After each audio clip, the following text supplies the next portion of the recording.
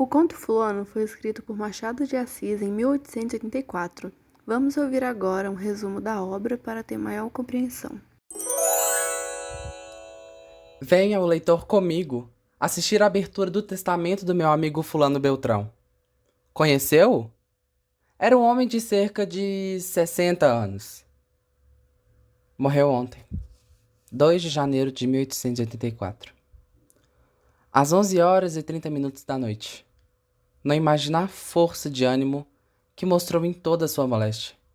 Caiu na véspera de finados, e a princípio supunhamos que não fosse nada, mas a doença persistiu, e ao fim de 2 meses e poucos dias a morte o levou. Eu confesso-lhe que estou curioso de ouvir o testamento. Há de conter por força algumas determinações de interesse geral e honrosas para ele. Antes de 1863, não seria assim, porque até então era um homem muito metido consigo, reservado, morando no caminho do Jardim Botânico, para um dia de ônibus ou de mula. Tinha mulher e filhos vivos, a filha solteira, com 13 anos. Foi nesse ano que ele começou a ocupar-se com outras coisas, além da família, claro, revelando um espírito universal e generoso. No dia 5 de março de 1864, Fulano Beltrão leu no Jornal do Comércio um artigo anônimo em que se lhe diziam coisas belas e exatas. Bom pai, bom esposo, amigo e pontual, cidadão digno, alma levantada e pura. Que se lhe fizesse justiça, era muito, mas anonimamente era raro. Fulano chegou a falar que tais elogios só podiam ser provenientes de Castro e Xavier, 2 amigos parceiros constantes do Voltarete e velhos amigos de nosso amigo Fulano. Ouviu que lhe chamavam homem de bem, cavalheiro distinto, amigo dos amigos, laborioso, honesto, todos os qualificativos que ele vira empregados em outros, e que na vida de bicho de mato que ele ia, nunca presumiu que lhe fossem, tipograficamente, aplicados. A imprensa é uma grande invenção, disse ele à mulher. Foi ela, Dona Maria Antônia, quem rasgou o capote. O artigo era do Xavier. Declarou este que só em atenção à dona de casa confessava a autoria.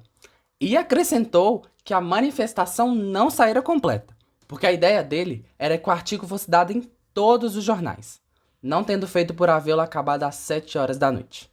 Não houve tempo de tirar cópias. Fulano Beltrão emendou essa falta, se falta se lhe podia chamar, mandando transcrever o artigo no Diário do Rio e no Correio Mercantil.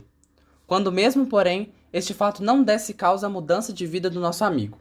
Fica uma coisa de pé, a saber que daquele ano em diante, e propriamente do mês de março, é que ele começou a aparecer mais. Era até então um casmurro, não ia às assembleias das companhias, não votava nas eleições políticas, não frequentava teatros, nada. Absolutamente nada. Já naquele mês de março, a 22 ou 23, presenteou a Santa Casa da Misericórdia com um bilhete da Grande Loteria da Espanha.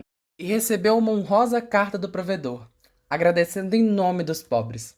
Consultou a mulher e os amigos se deveria publicar a carta ou guardá-la, parecendo-lhe a não publicar que não publicar era uma desatenção. Com efeito, a carta foi dada a 26 de março, em todas as folhas, fazendo uma delas comentários desenvolvidos acerca da piedade do doador.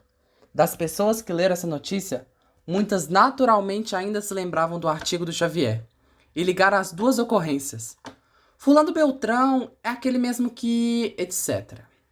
Primeiro alicerce da reputação de um homem. Digo-lhe sumariamente que as injustiças da rua começaram a ter nele um vingador ativo e discursivo. Que as misérias, principalmente as misérias dramáticas, filhas de um incêndio ou inundação, acharam no meu amigo a iniciativa dos socorros que em tais casos devem ser prontos e públicos. Ninguém como ele para um desses movimentos. Assim também como as alforrias de escravos. Antes da lei de 28 de setembro de 1871, era muito comum aparecerem na Praça do Comércio crianças escravas, para cuja liberdade se pedia o favor dos negociantes. Fulano Beltrão iniciava 3/4 partes das subscrições com tal êxito que em poucos minutos ficava o preço coberto. A justiça que se lhe fazia animava-o, e ele lhe trazia lembranças que, sem ela, é possível que nunca tivesse acudido. No ano de 1868, deu entrada na política. Foi em março ou abril de 1868 que ele declarou aderir à situação. Não à socapa, mas estrepitosamente. Este foi, talvez, o ponto mais fraco da vida do meu amigo.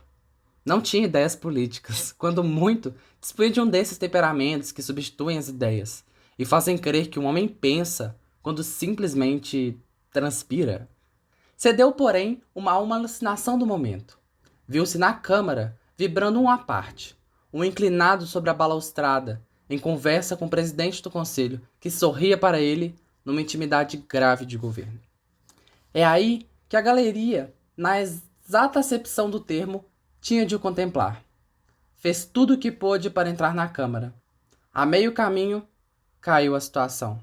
Voltando do atordoamento, lembrou-se de afirmar ao Itaboraí o contrário do que dissera ao Zacarias. Ou antes, a mesma coisa. Perdeu a eleição e deu de mão à política. Muito mais acertado andou, metendo-se na questão da maçonaria com os prelados. Deixara-se estar quedo. A princípio, por um lado, era maçom. Por outro, queria respeitar os sentimentos religiosos da mulher. Mas o conflito tomou tais proporções que ele não podia ficar calado. Entrou nele com ardor, a expansão, a publicidade que metia tudo.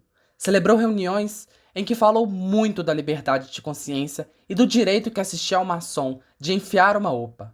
Assinou protestos, representações, felicitações, abriu a bolsa e o coração escancaradamente. Morreu-lhe a mulher em 1878.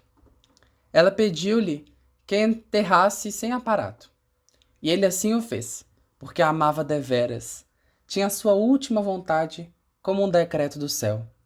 Já então perdera o filho, e a filha, casada, achava-se na Europa. Não deixou de lhe mandar esculpir a Itália de um magnífico mausoléu, que esta cidade admirou exposto, na Rua do Ouvidor, durante perto de um mês. Ultimamente, surgiu a doença, que no fim de pouco mais de 2 meses, levou-o desta para melhor. O cerimonial do saimento é longo e complicado, mas bonito. Começa agora a lista dos legados. São todos pios, alguns industriais. Vá vendo a alma do meu amigo. 30 contos. 30 contos para quê? Para servir de começo a uma subscrição pública destinada a erguer uma estátua de Pedro Álvares Cabral. Cabral, diz ali o testamento, não pode ser o olvidado dos brasileiros. Foi o precursor do nosso império. Recomenda que as estátuas sejam de bronze, com 4 medalhões de pedestal, a saber, o retrato do bispo Coutinho, presidente da Constituinte, o de Gonzaga, chefe da Conjuração Mineira, e o de 2 cidadãos da presente geração notáveis por seu patriotismo e liberdade. A escolha da comissão, que ele mesmo nomeou para levar a empresa a cabo. Que ela se realize? Não sei. Falta-nos a perseverança do fundador da verba. Dado, porém, que a comissão se desempenha da tarefa e que este só americano ainda veja erguer-se a estátua de Cabral. É da nossa honra que ele contemple num dos medalhões o retrato do meu finado amigo. Não lhe parece? Bem, o magistrado acabou. Vamos embora. Esta é uma produção de Caio Rodrigues da Cruz, Geórgia do Carmo Lima e Júlia Sanafiuza, discentes do 2º ano Química T2 do Instituto Federal de Minas Gerais, Campus Betim.